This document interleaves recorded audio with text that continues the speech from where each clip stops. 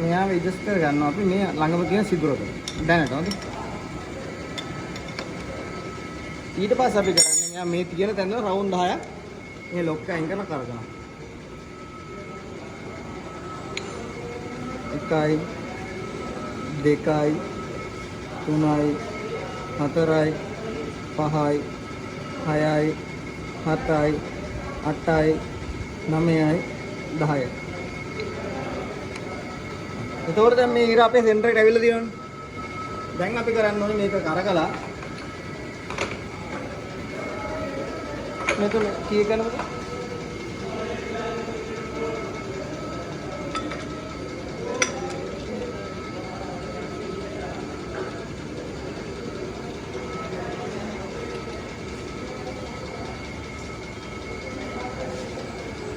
misalkan ini betul tahu nggak tahu nggak tahu nggak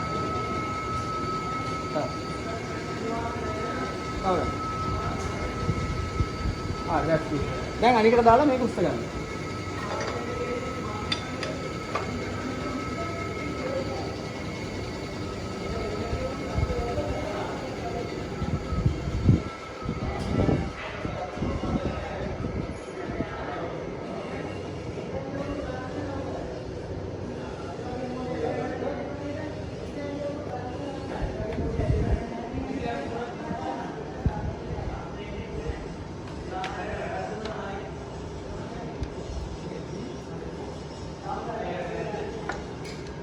Tahu.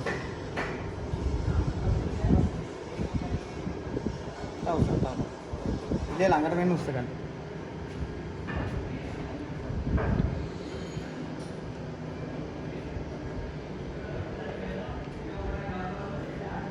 Tahu sah. Dan Y axis line dulu. ඒක දාලා මෙන්න මේ අපි යන පිර තියෙනවනේ. මේ යන පිර මේ කටර් එකේ හරි සෙන්ටර් එකට එන්න ඕනේ. කරකලා ගන්න බලන්න මෙහෙම. හරි. තව ගන්න. හරි දැන් යන්න දාලා තව කරක ගන්න. උඩට ගන්න තව. ඒකත් නේ පැත්ත. ඇතුළට ගන්න. තව ගන්න. හරි හොඳයි. දැන් මේ ඉසඩ් ඇක්සිස් එකෙන් පාත් කරගන්න. ඒක කරන්න ඕනේ මේ කියන දේ නෙමෙයි.